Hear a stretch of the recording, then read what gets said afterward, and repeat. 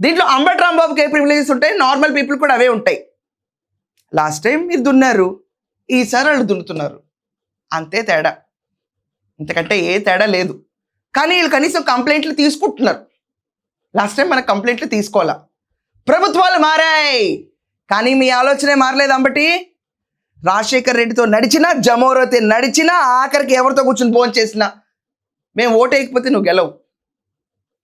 నీ బిహేవియర్ వల్లే నీకు ఓట్లు పడలా. లాస్ట్ టైం అమరావతిని పక్కన పెట్టి 3 రాజధానులు అంటే మళ్ళీ ఓట్లు పడలా. దాని గురించి వెళ్ళి పోరాడు ముందు.